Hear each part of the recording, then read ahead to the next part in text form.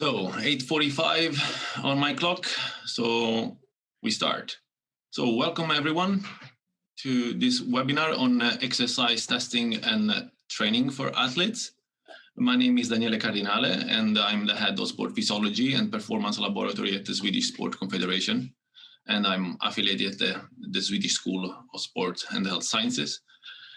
I will be your host in this webinar, and I will give you some more detail about how this webinar will be run. Before going into the details and introduce the first speaker, I would like to introduce the head of sport support, elite support here at the Swedish Sport Confederation, my boss Elisabeth Olsson, who will give a short introduction on how elite sport support is structured here in Sweden. Liselott, you may take the word. Thank you, Daniele, and welcome everybody. Today's webinar, as other seminars, workshops, conferences, and education that we arrange, are what we call general support. And today we support from the unit of sport physiology. When we arrange general support, one of the aims is that different sports meet, come together, share knowledge and experience. But if a sport wants to have more sport-specific support, they need to have a plan. And that's the right picture. That's the plan or the headlines for the plan we ask the federations and the sports to do, to fill in and answer about 60 questions with these 6 headlines: organization, leadership, research and development, and so on. That plan is read by and presented for us, the Swedish Sports Confederation, but also the Swedish Olympic and Paralympic Committee, because together the 3 organizations then can support with money from the government to different sports and different activities. And all these activities aim for world class and more medals. So that's the door opener for the sport-specific support, that they have a plan and have done the job before we can help them. And that's the right picture. The left picture is more how we work when they have a plan and come and ask for support from us, from the Swedish Sports Confederation and the Department of Elite Sport Support. Then they have their needs, of course, different needs for different sports, different needs for athletes, coaches and leaders and managers. And we try to support that. And that support comes from a dialogue where the sport themselves have their tradition, their culture, their knowledge, and sometimes their research. And we can support with our areas with physiology, biomechanics, nutrition, sports medicine, and sports psychology. And we have a lot of experience, and we work with so many sports. So when we work, as yesterday, with cycling, that can be something we can support another sport in, which isn't cycling, but it could be an endurance sport or lower body workouts. So that's our ambition. We also have the opportunity to work very close to research and can support the federations with that. So that's very short how the support runs and how we work. So now we can continue with Daniele and the introduction of today's webinar. And welcome everybody, and we're so glad that we have so many attendants coming today for this digital. And next time, maybe we can all meet at Bosön. Welcome. Thank you, Liselott, for a nice introduction. So I will jump through the aim, so you may understand why this webinar has been organized, but I will make it a little bit more clear to share the latest research in this topic with the wider practitioner research community. That is the overall, I would say, aim, and try to also to promote and facilitate an open discussion between practitioners and researchers, because it's a double-way communication, I would say, and I will strengthen double-way communication. And of course, try to overcome barriers and promoting the use of research in practice. It's a bit pity not use what is already available or what is known. And we have an amazing history of how this can be done. Here we have legendary figures that have completely transformed myself, since I have been fortunate to work with at least some of those figures on the left. For example, Björn Ekblom, Per-Olof Ostrand, and Bengt Saltin, who are legendary figures. So here you see really Bengt Saltin working hard to measure oxygen consumption back in the days, and all the advancement in sport physiology and I would say sport nutrition, thanks to Bergstrom needle technique, which has advanced knowledge in sport nutrition, which we are proud as a Swedish invention. But the even more modern, I would say, example is the sub 2 hour marathon project that you will hear more about in the coming minutes. Where a researcher works really close to athletes and also company to develop product and ultimately to improve performance, which is a good example how this can be done. So a researcher will not come up with a right and wrong answer, but they are trained to see nuances in the facts. And as you know, facts are not facts. I mean, there are different strengths in the same fact. And from the expert opinion to the systematic review of meta-analysis is decreasing the bias and increasing the strength. So actually, when we are in the process to decide between left and right, we should try to weight more the strong evidence, which is dictated by the meta-analysis, the systematic review, randomized control trial, which is the best way that we know so far to validate what is a fact or what is random.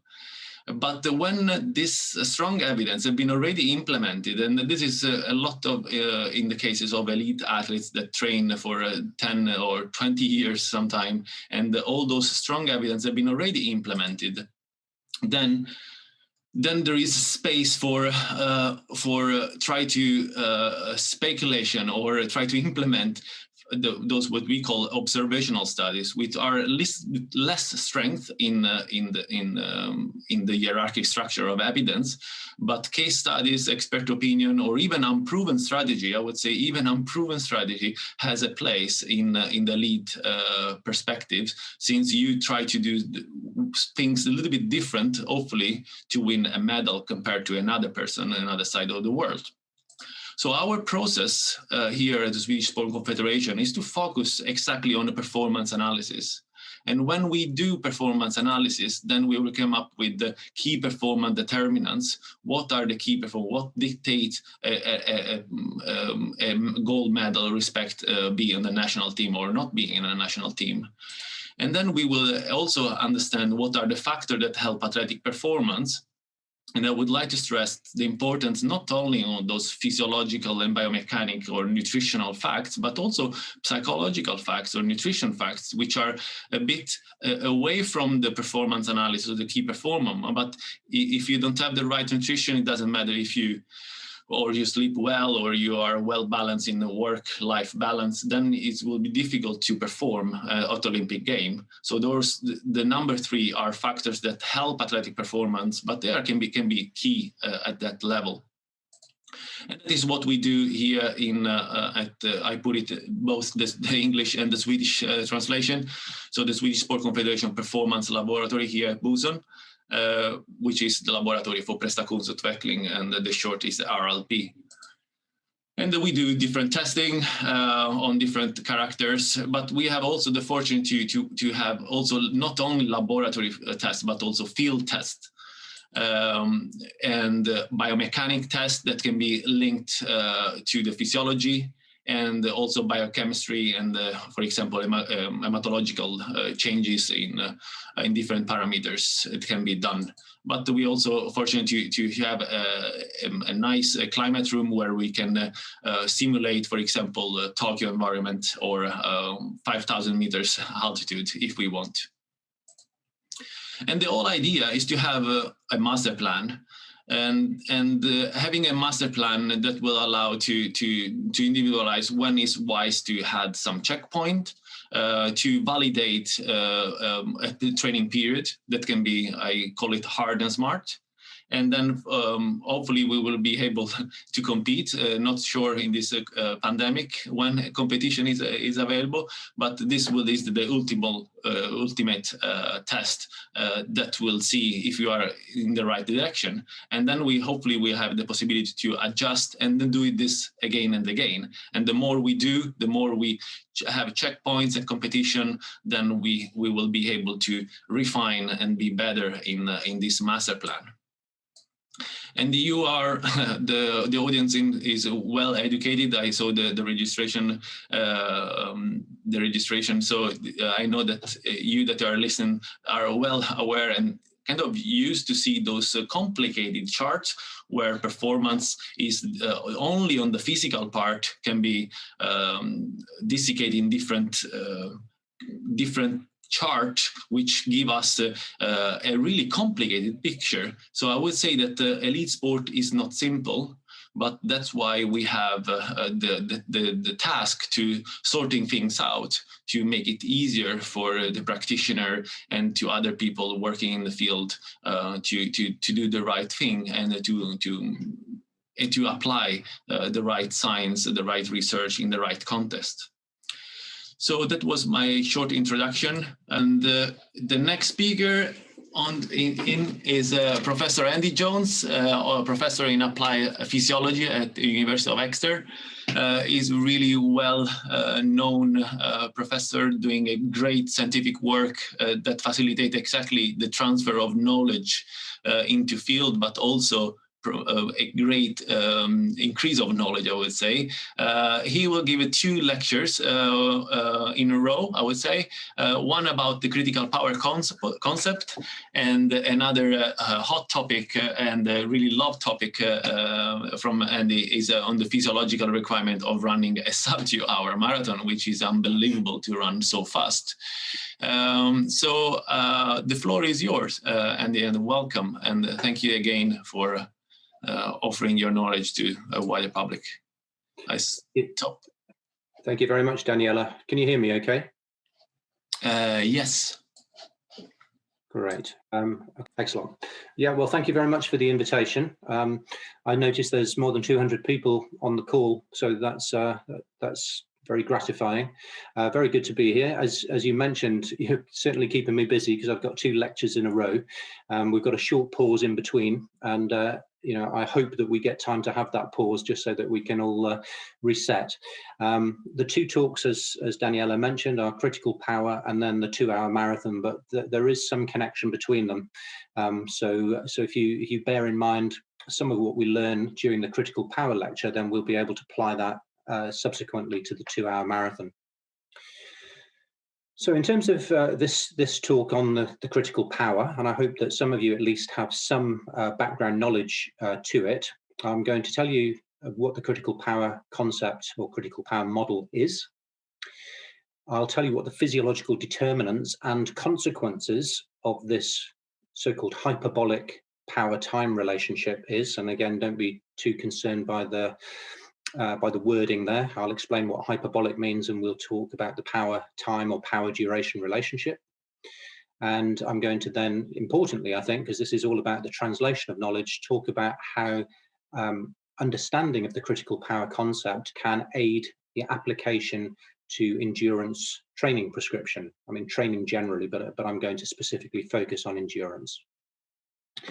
So in terms of the critical power concept, 2 key figures that were very important in the historical development of the concept were A.V. Hill, a Nobel laureate from 1922, who demonstrated that both aerobic and anaerobic energy sources were crucial for high-intensity exercise, and then Brian Whipp, who developed the so-called 2-parameter critical power model and did a lot to establish the physiological meaning of that, was very fond and keen of translating Hill and others' work into practical applications, and perhaps myself and others have taken that a step further forward.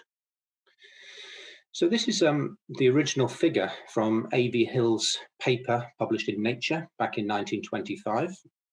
And of course, there was no way to plot There were no graphing packages back then, so these are hand-drawn curves, I think. And what he's simply done here is taken the world records for men's swimming, men's running, women's swimming, women's running, and some men's rowing there as well, and plotted the average speed sustained in a world record performance, that's on the y-axis, against the time that it takes to complete that distance. So that's from a wide range of different events in those different sports. And you can see that there's this curvy linear or hyperbolic relationship. Now, naively, you might have thought that that relationship might be linear, that you'd be able to draw a straight line, but you can see that it's quite curvy linear, especially at the beginning, but then it starts to level out. And Hill argued that there was potential physiological information that might be valuable within those curves. It's clearly leveling off later on in these durations, and the rate at which it's curving early on might tell us something as well. We now know that this is the men's track world records of today. So I've replotted that. I've used Hill's example, and on here I've got the men's track world records from 800 meters. That's David Radisha's 1 minute 40 seconds 0.91. That's the first red dot that you can see on the graph. And also on there are Joshua Cheptegei's 5,000 meter and 10,000 meter world records. And of course, he set those times just this summer. But once again, you can see that curvy linear relationship. So on there, you've got 800 meters, 1,000 meters, 1,500 meters and the mile, 2,000, 3,000, 5,000 and 10,000. So there's this hyperbolic relationship between the mean speed that can be sustained and the time for which it can be sustained. So that's obviously when we look at a variety of different athletes running their best time at different distances. But it's also the case that this is a fundamental property of bioenergetics in a range of different species. So there have been studies which demonstrate that this same relationship exists in racehorses, in mice, in rats, in crabs, in greyhounds, and so forth. And it's not just running, but it's rowing and cycling and swimming and knee extension exercise. It's a fundamental property of muscle, essentially, that we have this relationship. And it's also important to note, and this is where it becomes, I think, more applicable to sports science, is that that same relationship exists in any individual. So it's not just when you look across different athletes running different distances, but also in any one individual athlete, there will be this same relationship. Now you can plot power against time, and you'd obviously do that if it was, say, cycling, but you can also plot speed against time, and you'd do that if it was, for example, running. So this is applicable across a variety of different sporting events. But essentially here, I'm going to sort of talk you through an example. If I brought you to the lab on one day and I asked you to exercise at, say, 400 watts and to go for as long as you possibly could. So all I need is a cycle ergometer and a stopwatch. Alternatively, you could go in the field and cycle a given distance as quickly as possible, but let's go with the power time thing. So I set you a particular power and I measure how long you can sustain that power. And then on a different day, I bring you back in, and this time I exercise you at a slightly lower power, let's say 350 watts. And I again measure how long it takes you to become exhausted. And I'll do that on maybe 3, 4, or even 5 occasions. And when I plot power against time, I will get this curve. And you can note here that eventually that curve is leveling off or asymptoting at a particular value. And when we draw the horizontal line back, you can see the dashed line. The power at which that curve asymptotes is known as the critical power. And I'll explain to you why that's so important, because we'll see that the physiological responses to exercise performed below the critical power are very different to those which are performed above it. But the other interesting thing to note in this relationship is that the amount of work that can be done during these exercise trials above critical power, we call it the W prime, is exactly the same. So the area under each of these boxes is identical. So essentially we have this finite work capacity It's sometimes confused with an anaerobic work capacity, but it isn't quite that. It's just the total amount of energy or work that you have available to you when you exercise above the critical power until the point of exhaustion. And what you note from this diagram is that when you exercise at a power that's well above your critical power, then you use that energy resource much more rapidly. Whereas if you exercise just above your critical power, you've got the same amount of energy available to you, but you can make it last a little bit longer. But essentially, you've got this amount of energy, and once it's expended, you cannot continue at that same power output. Your power would need to drop to critical power, or actually, if you want to recover at all, your power would need to drop below critical power. Now, fortunately, there are ways by which we can simplify that relationship. Some people find it difficult to get their heads around that sort of curvy linear aspect, but you can linearize it. So you can plot power against 1 over time, or if you prefer, you can plot the total work done in an exercise bout in kilojoules against time. And perhaps the simplest one to understand is the work time model there. So if you plot work done against time, then obviously work done per unit time gives you power. And therefore the slope of that line gives you the critical power. So you just do a multiple regression, y equals mx plus c.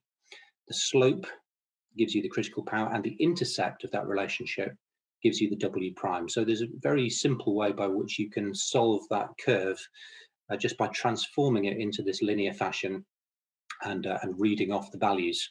So you can do time trials with athletes in the lab or in the field. You can use their personal best times, but for any individual, you'll be able to construct this linear 1 over time or work time relationship. So it is quite easy to extract the critical power and the w prime values, or if you're a runner, to get the critical speed and the so-called d prime. We call it d prime because it's to do with distance rather than work.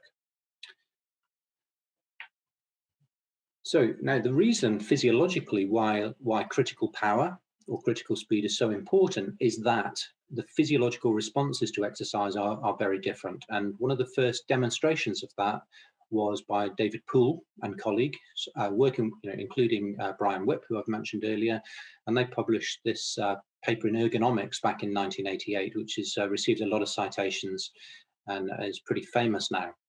And essentially, they measured the critical power in a group of subjects, and then on subsequent occasions, they brought them back into the lab and they asked them to exercise either at the critical power or just slightly above it. I think it was 5 or 10% above the critical power. Now, of course, that power output is constant. So therefore, you'd expect the energy demand and maybe the oxygen uptake to be constant. But if we look at the VO2 plot on the left-hand side here, you can see that when the subjects were asked to exercise at critical power, then yes, after a few minutes, you can see that VO2 has stabilized, and the subjects are able to continue to exercise for 24 minutes. However, when they were asked to exercise at a constant power output that's above their critical power, you can see, in fact, that VO2 doesn't stabilize. It's continuing to rise with time until actually the VO2 max is reached. So we have a situation of non-homeostasis here. We have a slow component, as we call it, of VO2 that's driving oxygen uptake to its maximum value. And when the subjects reach their VO2 max, they really have very limited time left to exercise. They simply will become exhausted very rapidly. And you can see in this example that on average, the subjects could only perform for 20 minutes when they were asked to do 24. And part of the reason for that, as well as those different VO2 profiles, you can see in the lactate graph alongside it. So again, when exercising at critical power, you can see that essentially blood lactate concentration is leveling off. So quite a high value. It's certainly way above the baseline of 1 millimolar, but it's essentially stabilizing at maybe 5 or so millimolar over the last 8 minutes or so of exercise. Whereas you can see very starkly a clear difference when exercise was performed above critical power, where lactate is clearly rising very steeply with time, even though the work rate or the power output is constant. And at the point of exhaustion, we're maybe getting 10 or 11 millimolar. So there's increasing acidosis going on. So what this study and others indicate was that the critical power represents the upper limit of exercise intensity, where steady state profiles for pulmonary gas exchange and blood acid base balance can be attained. And that probably indicates that when we exercise below critical power, then fatigue mechanisms are rather different to what they would be if we exercised above it. And this gave rise to the notion of so-called exercise intensity domains. So when we exercise below lactate threshold, everybody knows that when you do incremental exercise, there'll be a particular power output or speed at which lactate begins to rise above baseline or resting values. So that's the lactate threshold. Typically occurs at sort of 50 to 70% of VO2 max. If we exercise below that lactate threshold in the so-called moderate intensity exercise domain, we find that VO2 rises really rather rapidly, and within 2 or 3 minutes following the onset of exercise, a complete steady state is reached. And if we look at the blood lactate curve, then you'll see that blood lactate doesn't actually rise above the baseline value. If we exercise between lactate threshold and critical power, however, then we're in the so-called heavy domain, and we'll find that it takes a little bit longer for steady states in both VO2 and blood lactate to be reached. They still can be stabilized, but it takes considerably longer for that to happen. So if we look at the blood lactate, for example, it's clearly way above 1 millimolar, but it has in fact leveled off. So it's the dynamics as much as the absolute concentrations which are important. Similarly, with the VO2 profile there, you can see that the shaded area shows you the so-called slow component. So we would have expected oxygen uptake to have stabilized at a slightly lower level, but it's taking considerably more minutes until eventually it levels off. And then finally, in the severe intensity domain, this is above critical power, we find that neither VO2 nor blood lactate can be stabilized, and both will continue to rise with time until they reach their maximal values and the subject terminates exercise because he's or she is too fatigued to continue. We investigated critical power and physiological responses above and below it using 31 phosphorus magnetic resonance spectroscopy. So rather than just look at the systemic responses, gas exchange and blood acid base values, we also looked actually within the muscle. And this is the approach that we use. We have a custom built ergometer. The coil to measure phosphorus is in the bed of the scanner. The subject raises and lowers a non-magnetic weight at a particular time, and that allows us to calculate the power output. So this is the setup, and then the subject is slid sort of into the bore of the scanner, and we can make real-time measurements of muscle energetics every 6 seconds actually during exercise and recovery. So these are the results here. So we pre-established the critical power, and then we asked the subjects, rather like Poole had done 20 or so years earlier, to exercise just below their critical power, and then on a different day, just above their critical power. And I really do mean just below and just above. So the critical power for this mode of exercise was about 20 watts. And we asked them to exercise at 18 watts or 22 watts on average. If we look at the top left-hand graph, that's muscle phosphocreatine concentration. So obviously at baseline, you scale it so that it's 100% at baseline. And you can see here that when the subjects were asked to exercise just below their critical power, that there's an initial fall in PCR, and that's necessary actually to enable VO2 to rise, but then it stabilizes really quickly and it stays at that same level for the 20 minutes of exercise. But in contrast, when we ask them to exercise just above their critical power, you can see a very stark difference in the physiological profile. So this time the muscle phosphocreatine concentration falls immediately, but continues to fall and doesn't actually ever stabilize, and it reaches actually a relatively low level at the point of the termination of exercise. So, I'm focusing there on the phosphocreatine, but you can see also that if you look at inorganic phosphate, which we know is important in fatigue process in skeletal muscle, that again, we see very stark differences in the physiological profiles. And then finally, pH, or a measure of acidity. If you exercise below critical power, we get this initial alkalinosis, but then it levels off and stays stable over time, whereas above critical power, pH is dropping precipitously from the onset of exercise and actually continues to fall until the point of intolerance. So that's the non-invasive way by which you can assess muscle metabolism during exercise. The alternative, of course, is to take muscle biopsies. And this is a good colleague of mine, Annie Van Hattelo. We published a paper in the Journal of Physiology back in 2016, where we assessed muscle metabolites using the muscle biopsy approach. And this is just one of the figures from that graph, but you can see again, if you look at blood lactate for below and above critical power, a stabilization below and no sign of any stabilization above critical power. And that's actually mirrored by what's happening with muscle lactate concentration as well. So hopefully that sort of convinces you that the critical power does have physiological meaning. We know that if you exercise below critical power, you're able to go on for quite a considerable period in that heavy domain. And things that will limit you include, for example, muscle glycogen concentration.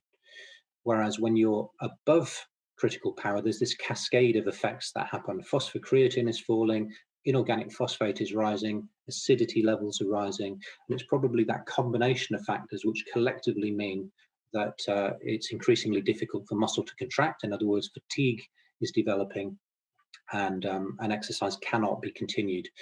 If for any individual, if you know their critical power and their W prime, you can calculate exactly how long they can exercise for at any power output above critical power. And I'll give you some examples of that shortly. So in terms of the applications, if you know, as I've just hinted, if you know the critical power and the W prime, then you'll be able to calculate several things, including the time to exhaustion at any power output within the severe intensity domain. So you can see there that the T-lim, or time to the limit of tolerance, time to exhaustion, is given by the W prime divided by the difference between the power output at which you are exercising and your critical power. So that may be useful in some scientific and coaching settings. You can also calculate a power output that results in exhaustion in a particular time. Let's say you want everybody in your training group or in your study population to reach exhaustion in 6 minutes. Well, you calculate the power output that would give you that 6 minutes by dividing W prime by 360 seconds and adding the critical power. Again, a potentially useful application. And then you can also calculate the performance time for a fixed amount of work done or distance covered. And I'm going to give you a worked example of that. And I'm going to switch attention from cycling to running. Excuse me. I'm going to use an example from a published paper by Jimmy Kelly, who was a PhD student and then a postdoc in my lab a few years back. And at that time, and indeed today, we're continuing to investigate the potential ergogenic effects of dietary nitrate or beetroot juice. And this was one of those studies. So Jimmy had a group of subjects that exercised at different power outputs at 60%, 70%, 80% delta, where delta means the difference between lactate threshold and power output of VO2 max, and also at the power output of VO2 max. So 4 different. On one occasion, the exercise bout was preceded by dietary nitrate ingestion, and that's in the purple bar.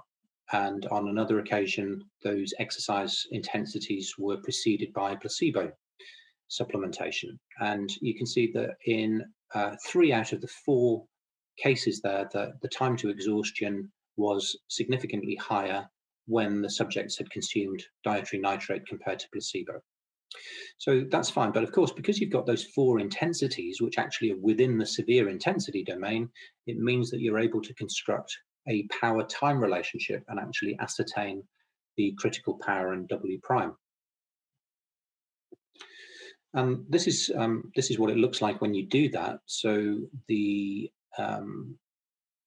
The red curve is in the beetroot condition, and the blue curve is in the control condition. So you can see that for any given power output, the subjects can go slightly longer, or if you prefer, for any given time to exhaustion, the subjects who'd consumed nitrate would be able to produce more power.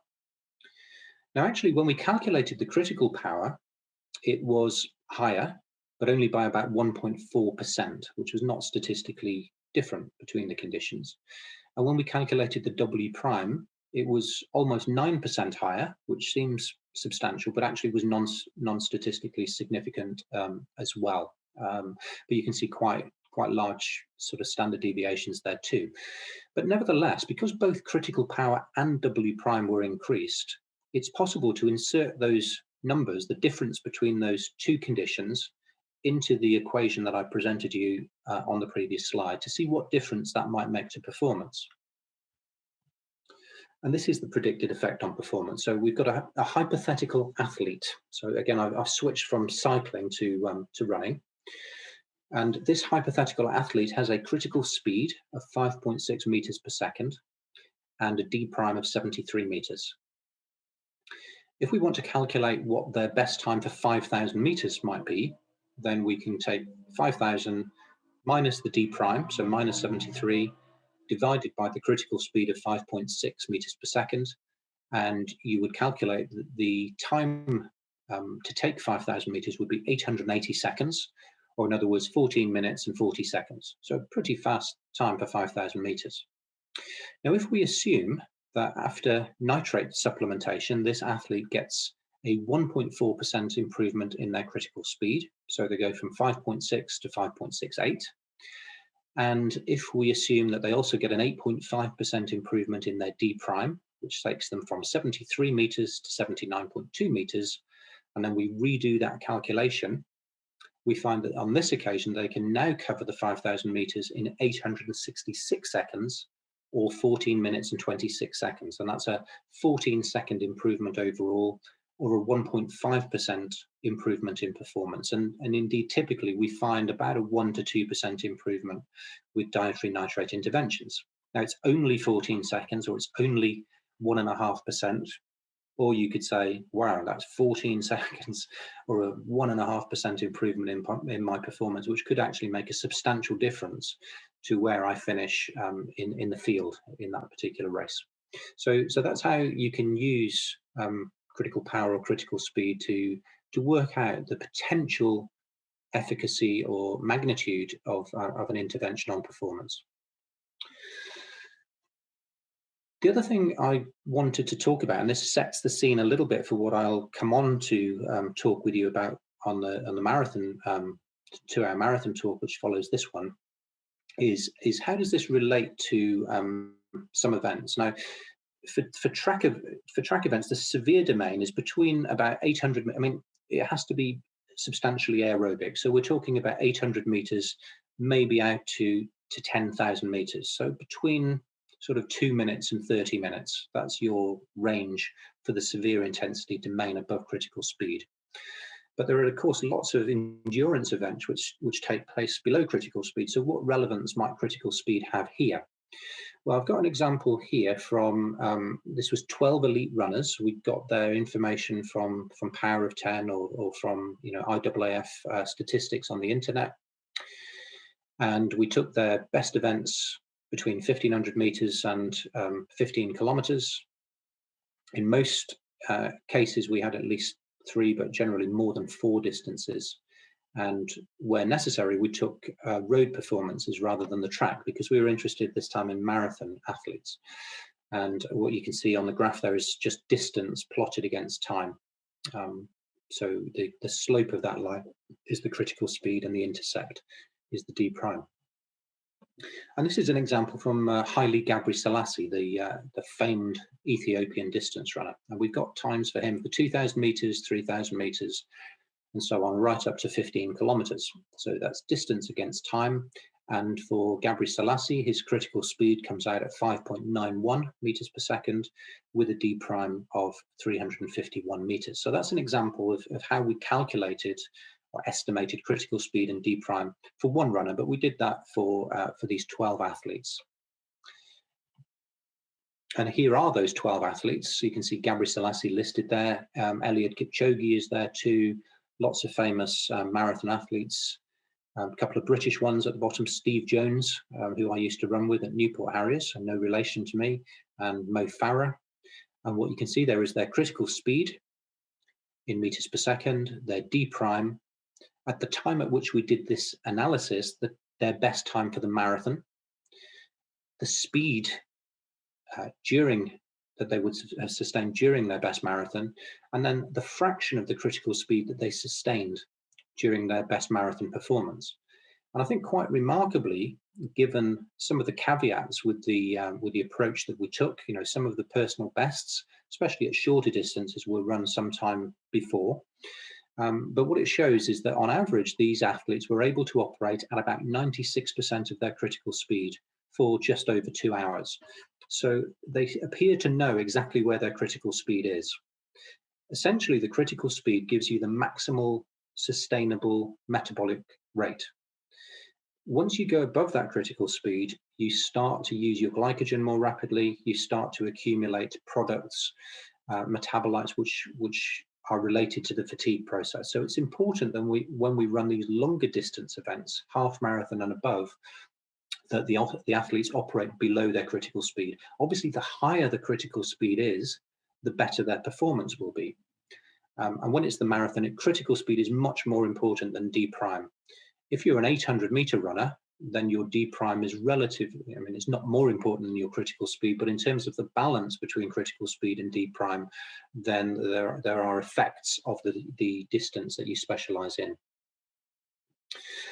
Again, to put it into to context, I had the pleasure of working with Paula Radcliffe during the majority of her top class running career. And what I've put on here is her lactate threshold. So the speed at which lactate first rises above baseline concentrations, which for her was around 18.5 kilometers per hour when she was in her best condition. The red line is actually her best marathon speed. And you can see her critical speed there. So I've plotted, you know, the curvy linear line that you can see is her personal best performances over a variety of different distances, and that enables me to determine her critical speed. You can also see her velocity at VO2 max. But you'll notice that there's quite a compression of all of those different speeds. But what it indicates is that she runs a marathon in 2 hours and 15 minutes at a speed which is actually slightly higher than her lactate threshold, but it's below her critical speed. It's almost equidistant between those two so-called thresholds. So she will be running in a situation where blood lactate is certainly elevated, but is stable. And importantly, you know, she has a very high critical speed, but she knows that it's important not to exceed that during a marathon event. If you were to do so, then you would fatigue prematurely and certainly wouldn't get your best performance. So that's you know, the history of critical power research, and especially its application to endurance or continuous type activities. So as I say here, the critical power concept has been well characterized for continuous or constant power, constant speed exercise. But of course, we know that there are lots of other sports that we are interested in, where the power or speed is variable, and of course, or is intermittent. You have a very high speed or high power bout, and then you have a recovery phase. And even during continuous endurance events, of course, the power is rarely constant. There is pacing during cycling events and running events in particular that I'm familiar with. That may be tactical. Sometimes you have hills and twists and turns and things which change the power profiles as well. So to what extent is critical power and critical speed relevant to these intermittent exercise models? And also another interesting question is what happens in the immediate recovery from perhaps repeated exercise above critical power, and how might that affect subsequent exercise performance? So we and others have started to investigate these particular issues. And actually, this all probably started with Hugh Morton from New Zealand and Véronique Biat from France, and they developed a so-called intermittent model of critical power. And they argued that if critical power and W prime are known, then the point at which W prime is exhausted and exercise stops can in fact be predicted. And that gives you potential applications in the design of optimal interval training programs. And there are some restrictions to that. The recovery power has to be above 0, but has to be below critical power. The work or the power during the work intervals have to be above critical power, but below the maximal sustainable. So you can see on the top plot the profile of power. This is just a theoretical thing where somebody's doing essentially either an interval training program, or it might be what happens during a match play. So power is high, there's a recovery interval, power goes high again, there's a recovery, and so on. And in this example, you can calculate on the bottom panel there, panel B, what happens to W prime. So W prime obviously is depleted during that first bout of exercise. It replenishes or recovers slightly in the recovery interval, but then it falls again, and then it falls again. And clearly what's happening here is that the recovery isn't sufficient to fully replenish the W prime, such that over the course of around 220 seconds here, the W prime eventually becomes 0 and the exercise cannot continue. But of course, there are a variety of different power outputs, durations of work, recovery powers, recovery durations, and if you play with those different permutations, then you'll get different effects on the profile of the W prime balance, the change during exercise and during subsequent recovery. So in our lab, we did a study. A Thai student called Weerapong, or Tony Chidnock, came over and did some really great work with us for a few years.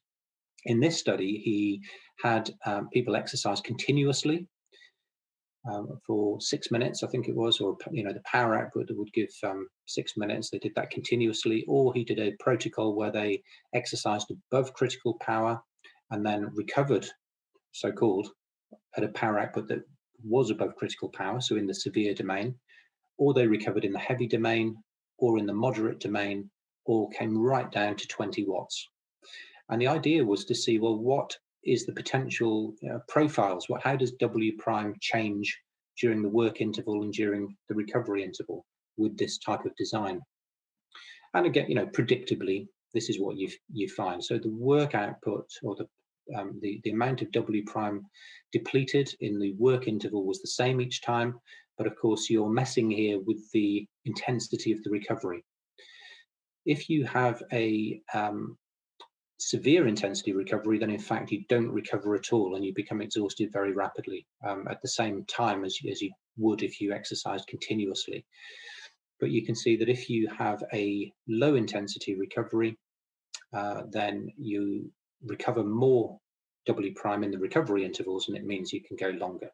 So look, essentially the conclusions are that manipulating the work and or the recovery duration and or the work or recovery intensity predictably alters exercise tolerance during intermittent exercise. And when the recovery intervals in intermittent exercise are performed below the critical power, then the exercise tolerance is improved in proportion to how much of that finite W prime is replenished in those recovery intervals.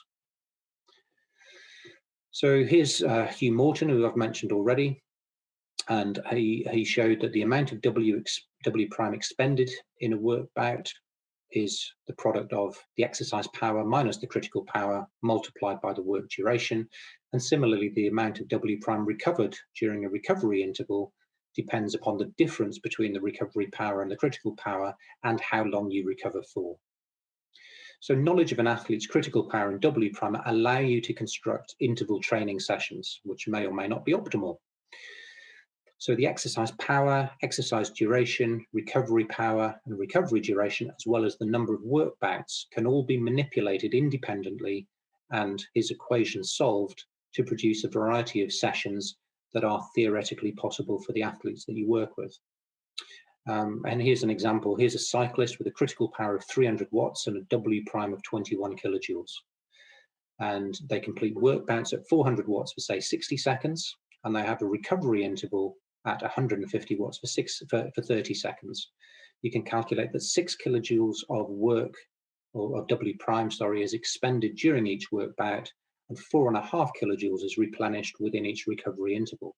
So within each cycle of work and recovery, you have a net loss of 1.5 kilojoules. And therefore, at the start of number 11, the repetition number 11, only 6 kilojoules of W prime will be remaining, and that would be used up within that last completed interval. So it's just a simple way by which you can calculate what exercise or what interval training session might be doable by an athlete that you perhaps coach. I'm not going to go through this example as well, but it's an example of a runner with particular values for critical speed and D prime as well.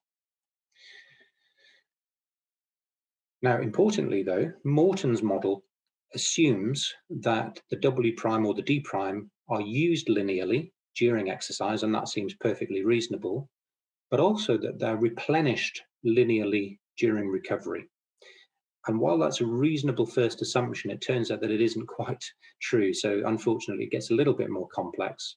And I won't go into this, but this is Phil Skiba from the USA, a physician working in Chicago who joined our lab not long after Tony Chidnock had gone back to Thailand. And it turns out, in fact, that the recovery of the W prime is actually more exponential than linear. So it gets a bit more complicated in understanding what the time constant of that replenishment might be. And actually, we need to calculate for each individual what that is. Now, for most athletes, probably the linear model that I've described by Hugh Morton is sufficient, but I didn't want to oversimplify things. So it's important to realize that, you know, research goes on, and therefore the applications of our understanding change with time as well. So this W prime balance model is still being refined by us and by others. But this is the sort of thing that you can get, and in fact, we're finding now that this work that we and others have done is starting to be used in the field. So you could actually have a wrist monitor, for example, that monitor if you know what your power output is in real time, whether it's continuous or whether it's fluctuating. You know, you're doing an interval session or you're riding your bike in the field, and the power output profile is changing with time, then you know how much W prime you started with, you know how much you've used, you know how much might be remaining, and that may be useful actually during competition as well as during training. And this is the sort of thing that we've seen developed now. You know, yeah, you can see there reading that watch that there's a W prime tank. This individual has 79.4% of their W prime tank remaining. So, you know, tactically, that might mean that they would be capable of putting in a surge to hurt their opponents, or if somebody else made a break, then they know they've got enough in the tank to be able to follow that particular breakaway. So to conclude this first presentation, the critical power, or critical speed if you prefer, represents the highest sustainable oxidative metabolic rate. So it's the highest VO2 that you can sustain for prolonged periods. Go slightly above it and we have a slow component, so VO2 isn't stable and it will continue to rise until your VO2 max is reached. And critical power is important for exercise performance above 30 minutes. So if you're doing endurance type exercise, having a very high critical power will be a very important determinant of your success. Of course, if you exercise above critical power, if you're, say, a 5,000 meter runner, then it's important as well. So for severe intensity work rates of between 2 and 30 minutes, the critical power and the W prime actually interact to determine the tolerable duration of exercise. And it's relatively straightforward mathematics will allow you to predict the performance outcome. And then we and others, as I've just indicated, have recently applied the critical power concept to intermittent exercise as well. And there are obvious practical applications in the prescription of perhaps optimal interval training sessions. And then finally, you know, innovative mathematics may enable real-time tracking of W prime or D prime remaining during variable power output training and indeed during competition as well. So I've said any questions there, but actually I believe we're going to have a slight pause now